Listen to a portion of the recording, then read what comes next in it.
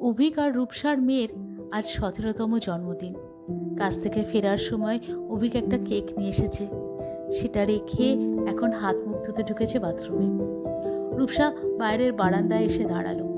সেখান থেকে দূরের ব্রিজটা দেখতে তার ভীষণ ভালো লাগে। ওদিকে তাকিয়ে তাকিয়ে তার মনে পড়ছিল রুমির প্রথম দিনের কথা, যখন হসপিটালে তার কোলে ছোট্ট রুমিকে দিয়েছিল। কচি কচি হাত নিজের হাতের মধ্যে নিয়েছিল রূপসা। তারপর গুটি গুটি পায়ে হাঁটতে শিখেছিল, একটু একটু করে কথা বলতে শিখেছিল।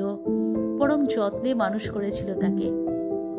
রুমির যখন 3 বছর বয়স, তখন একদিন মজা করে রূপসা বলেছিল, মা তো একদিন বুড়ি হয়ে যাবে, সব চুল পেকে যাবে, কি হবে তখন?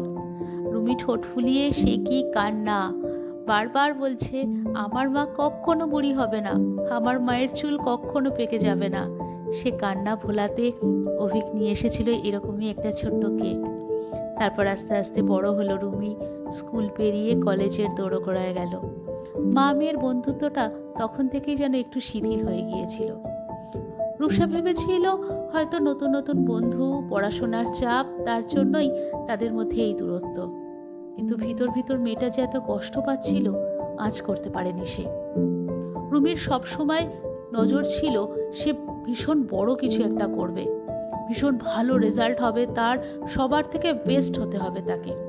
কিন্তু কিছুতেই পারছিল না, পড়ায় মন বসাতে পারছিল না কোনোভাবেই।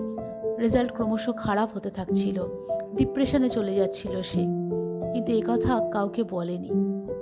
গত বছর জন্মদিনের দিন অন্যবারের মতন সেবারেও রুমিকে ডাকতে গিয়েছিল রূপসা। প্রথম সেই দেখেছিল তাকে সিলিং থেকে ঝুলতে। রুমির আর দেখা হলো না রূপসার বুড়ি হয়ে যাওয়া, রূপসার সমস্ত চুল পেকে যাওয়া। বাথরুম থেকে বেরিয়ে অভিক রুমির ছবির সামনে একটা মোমবাতি জ্বালল, কেকের এক পিস রেখে দিল সেখানে। আজও সে নিয়ে এসেছে ভ্যানিলা কেক। ভীষণ ভালোবাসত রুমি এই কেকটা।